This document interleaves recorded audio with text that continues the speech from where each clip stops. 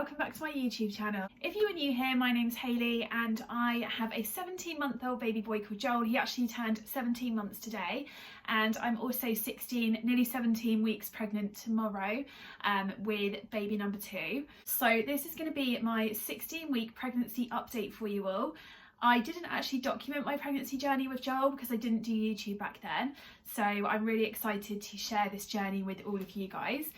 You'll have to excuse me guys, I have had the worst cold this week. So on Tuesday, it's Thursday today, on Tuesday I was meant to film this video, but on Monday I had my flu jab and my whooping cough jab at the same time. I don't recommend it. Like, just don't, obviously get the vaccine, but don't have them at the same time, guys. Like, I had 2 sore arms and I couldn't sleep on either side because it was just so painful, especially my whooping cough side. I remember it being quite bad last time, but yeah, it was really sore. So on Tuesday I came out in a really bad cold, and I thought it was from like a reaction to the flu jab, but then when I had the flu jab when I was pregnant with Joel, I didn't have a reaction at all. So I think it's just a coincidence, and I was going to get a cold anyway, and it's just happened to come out like after I had my flu jab. Joel hasn't been very well either, so I think I've just caught something off him. But I do sound a little bit congested, so you will have to excuse me guys. I haven't even done anything with my hair today. I'm just still feeling really quite poorly, but if I don't film this video now, I turn 17 weeks tomorrow and it's just not going to get done. So if you have watched my first trimester vlog, it's a very long one. I'm going to try and keep this video short and sweet if I can do. So basically it's just to kind of go through like how I'm feeling, where I'm at this week, and then I'll probably do like a 20-week update as my next one after this.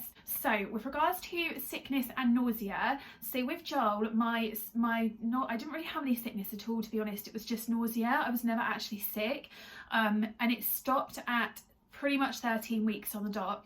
So this time I still get like the odd evening when I'm really tired, I will feel a little bit nauseous. Again, I haven't been sick this time, but I've been a lot closer to being sick this time than I was last time, and I've been a lot more gaggy, like just dry retching at stuff. So I am still gagging quite a lot at random things, not so much with nausea. Like, I will literally just gag at random things. So there's 3 main things in this house that will still set me off, and with Joel, they were pretty much the same things as what I had with him. But like I said, with him, after 12-13 weeks I was absolutely fine and those things didn't bother me anymore, but they are still bothering me with this pregnancy. So I'm hoping they won't last the whole way through, but we'll see what happens. I've just kind of got used to it now. But yeah, it's basically our fridge. Some days I've been okay going in there, but most of the time when I go in there I will just dry retch. I don't know what it is. Our fridge doesn't smell particularly bad, but when I'm pregnant I just cannot stand our fridge. So every time I go in there I have to hold my breath or breathe out, and it's just, yeah, it's just stressful. And the cat food, so I can't feed the cat at the moment. I have to wait for Steve to get home from work. I just can't stand the smell of the cat food. So basically, if she's been fed and I'm sat downstairs watching TV, I have to close all of the doors in the lounge because I just can't. It's horrible. I can't deal with it. It would just make me gag. And then the other thing is the kitchen bin. I can't change the kitchen bin. I'm fine with the bathroom bins, but obviously, like, I mean, I know people don't really like changing bins anyway, but that will really set me off gagging at the moment. So yeah, they're like the 3 things that I'm really funny with still. But I've got better with changing Joel's pooey nappies now without gagging. So that is a positive, because in the first trimester, every time I could smell that Joel had done a poo, I was really stressed. I had to put a mask on, and yeah, it was just awful. But yeah, the plus side is my nausea has gone, and like I said, it just very occasionally comes back, sort of from about 8 p.m. onwards if I'm really tired, but most of the time it's absolutely fine. And even when it comes back, it's nothing like it was in the first trimester, and my food aversions are pretty much gone. It's only really salmon, like, that I still can't stand, and that was actually weirdly what I had with Joel as well. I couldn't eat salmon throughout my whole pregnancy, so again, that is like my food aversion that's kind of remained, but everything else I'm absolutely fine with. I mean, in the first trimester there was a point where I literally didn't know what I wanted to eat some nights. Like, I couldn't even stomach the thought of like eating potatoes or chips or anything like that. It was just, It was just horrible, but yeah, luckily all of those food aversions have gone now. The next thing that I still have kicking around from the first trimester is sore boobs. They're not sore all the time, but it's mainly just in the evenings.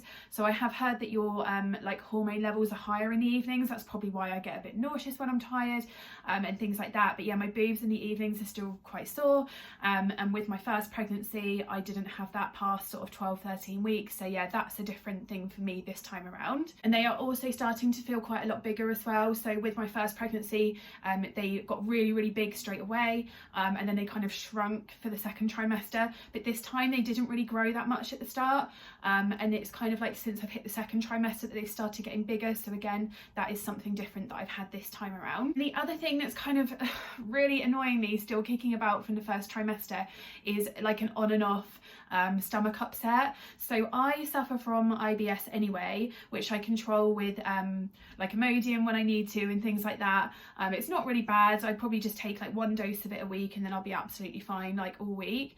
And it probably goes hand in hand with my anxiety as well. So I feel like now that I can't take that medication because I'm pregnant, I'm getting anxious about it, because I've got like no sort of like safety net anymore, so it's almost making like my tummy worse. But I also think a lot of it's hormonal as well, because some days I won't get it and then some days I will. And with Joel, actually after the first trimester, my IBS was basically cured for the rest of my pregnancy. Like, it was the best it's ever been without medication, but this time it's definitely still kicking around. So I'll get a random bout of having an upset tummy just really late in the evening one day, or it's usually like first thing in the morning. Sort of the middle of the day I'll be fine, touch wood, which is really good, because normally I'll be out and about or I'll be at work. So yeah, I really need to be okay sort of that middle period of the day, which touch wood I am, but it's, yeah, like first thing in the morning, last thing at night, I am still getting that, at least at sort of 3-4 times a week. So I'm hoping, I keep saying to myself, get to the 16-week point, it will get better. It hasn't yet. Get to the 20-week point, it will get better. So I'm really holding on to that now, because I've heard a lot of people says that their sort of like sickness, upset tummy, like hormones really calms down after the 20-week mark. So I'm hoping, because they haven't calmed down in the second trimester so far, that they really will at the 20-week mark. So yeah, fingers crossed. The other thing that is still kicking around from the first trimester, annoyingly, is my bad skin. So I've been very spotty around here, which I know is like the area for hormonal spots. So I don't really get anything on my head or my cheeks or like around here. It's really just like around my mouth and my chin, which is similar to what I get when I'm due on my period. So I know it's hormones. But with Joel, again, I know I keep comparing the two, but I've only got like my last pregnancy to go off. So with Joel, the second trimester, my skin was amazing, and like for the rest of my pregnancy, I don't think I got one spot at all. First trimester, my skin was awful, and even all across the top of my back, it was really bad. This time I haven't had a spotty back at all, so I think it was probably just a mixture of like coming off the pill last time as well. But this time the bad skin on my face is definitely lasting longer. So yeah, I'm really hoping that will go again soon, but yeah, we will wait and see, because yeah, I literally feel like a teenager again. It's not cool. I think the one other thing that I've had this week that I was just going to mention is that I've just suddenly been feeling really nervous to give birth again. So with my first pregnancy, I was just really excited like the whole time. I don't think I was really nervous to give birth at all. And I did the hypnobirthing course by the Positive Birth Company, which was absolutely amazing. And I'm not bragging at all, because I was really lucky to have had an intervention-free birth. I wasn't induced, didn't have any intervention, and pretty much did it drug-free. But that's because just purely because I didn't like the gas and air, and it was too late for an epidural. So yeah, not bragging at all. I did ask for an epidural, but it was just too late. But I was lucky that obviously there were no complications or anything like that. So I don't really know why I'm so nervous this time. I think it's because I know what the pain feels like this time. And I did a poll on my Instagram story the other day, and most of you voted for that you were more nervous the second time around than you were the first time. So yeah, for the same reasons as I am, really. So I've downloaded my Freya app by the Positive Birth Company. So I'm going to start listening to like the guided meditations and the positive affirmations on there again. And then I'm also going to re-download my sorry, I'm so congested today, I sound awful. I'm going to re-download my digital course that I bought with them when I was pregnant last time. So I thought you'd have to rebuy it again, but apparently a lot of people have messaged me saying they purchased theirs the same time as I purchased mine, like nearly 2 years ago, and theirs still works when they log in. So I'm going to log in and hopefully it will all be on there and I won't have to pay for it again.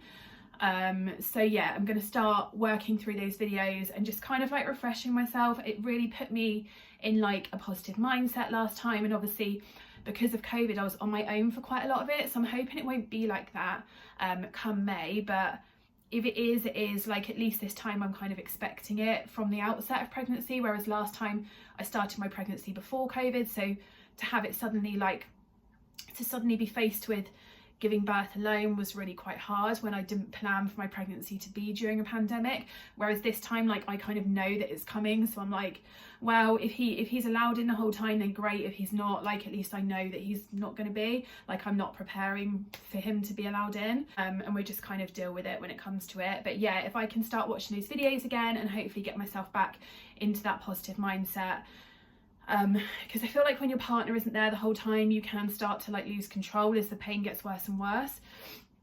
So I think that's kind of what I did a little bit last time. So yeah, I just want to kind of get myself back to that like positive mindset again, and hopefully by the time I'm due to give birth I won't be as nervous as I am now. So I think the last thing is that I had my 16-week midwife appointment last week, and then she listened to the heartbeat, which was lovely.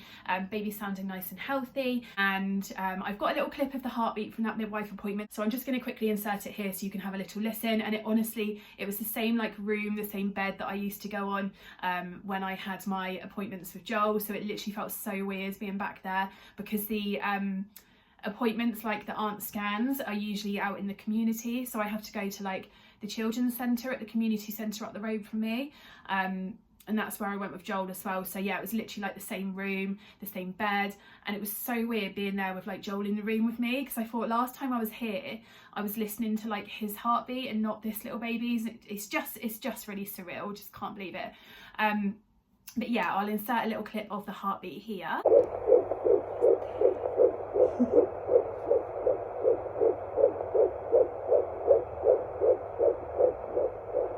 And tomorrow we are finding out the, I'm not going to say gender because I feel like you can't really say that now. We're finding out the sex of the baby. So with Joel we had a surprise, which was amazing, and I nearly did the same again this time. But because this is my last pregnancy, I said that I always wanted to experience like both sides of it. So we have decided to find out this time. Also, I feel like it's easier to find out the second time, because you literally just like want to know what clothes to keep, and I think it helps the older sibling bond with the baby, not so much in Joel's case because he's still quite young, but yeah, I just think it'll be nice just to kind of know this time.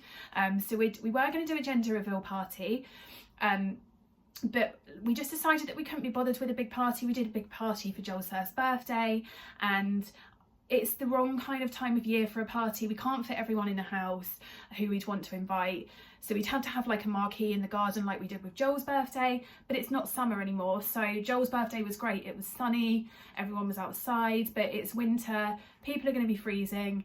We've just decided to do a little reveal at home with my mum, my stepdad, my sister and my best friend, and obviously Steve as well. Steve's parents will be probably like on Zoom or FaceTime, but they live in the Midlands, so they won't actually be here with us, because they live, yeah, the Midlands is like 2.5 hours away from us. And yeah, my dad and my stepmum live in France, so we'll probably get both of those sets of parents on like FaceTime, and then my mum and my stepdad will be here. We have got our private gender scan tomorrow. I wanted to find out last weekend, but my best friend wasn't around and Steve was away with his friends from uni as well, so we're finding out tomorrow. I honestly can't wait now, I just want to know. But I'm going to the private scan with my mum, Steve and my best friend. So we're not actually going to find out at the scan, my best friend's going to find out. She's going to have it in an envelope, and then we've got 2 golf balls back at ours. So they're like exploding powder ones, because Steve's a golfer, so I thought it would be really appropriate. And we've also got cannons as a backup, because the golf balls haven't arrived yet, so they're meant to arrive tomorrow morning, but I've just got the cannons like as a backup just in case. But we'll probably pop those for like a photo or something as well. And then my best friend Rosie is going to give us like either the pink ball or the blue ball. We're not going to know, because she's going to take obviously the sticker off, and then we're going to hit the ball and find out at home with my parents, and then just have some food and yeah, some pictures, and I just think it'll be nice just doing a little intimate thing.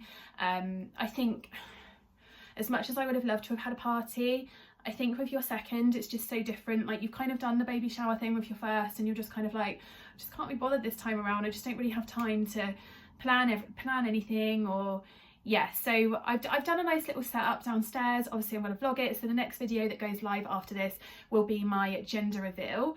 So I'm hoping that will be live on Monday, fingers crossed. So if you're not already subscribed, definitely hit the subscribe button and stay tuned for that one. But yeah, tomorrow we find out the gender. So last thing I'm going to do before I end this video is just give you a quick bump update, because I love looking back at these videos and kind of like seeing how big I was at each stage. And actually I'm feeling really big already compared to what I was with Joel. So I feel like now I'm probably the size that I was, it's really hard to remember even though it was only last year, but I'm probably the size that I was at like 20 to 22 weeks with Joel. So I think people didn't start noticing in public till I was about 21 weeks with Joel. So I feel like people have definitely noticed already this time around, because I'm just huge. Well, I feel huge anyway. That is my 16-week bump, and I just feel so massive this time around. And I have literally not fake tanned for about a month now, because I just can't be bothered, because I'm so tired. But yeah, that is my 16-week bump, and I'm sure when I do my next update it will be twice the size. And I've started using my Palmer's stretch mark cream that I used last time. It was absolutely brilliant. I didn't get any stretch marks on my belly at all last time, so fingers crossed I don't this time. I did get a couple on the sides of my hips right at the very end, and then a couple on the insides of my thighs. So if you're pregnant for the first time, please don't forget to put your cream on those areas, because I didn't from 12 weeks onwards, and didn't start doing it till I noticed them appearing at the end. So I feel like maybe if I'd done it earlier they might not have appeared, but I feel like your body is like growing and stretching so much that you're bound to get a couple of stretch marks, and honestly mine have completely gone now. So yeah, I'm hoping it will be a similar story this time, maybe even a bit better because I don't have as much stretching to do, but yeah, we'll see what happens. But this is absolutely fab. I used this last time and I've started using it again, so I'll just give my bump a little bit of a massage before I get into bed each night, and then obviously around my hips and my inner thighs as well. So that is my 16-week pregnancy update for you guys. Definitely stay tuned for the gender reveal in a couple of days time, and I will catch you guys in the next video. Mwah. Bye.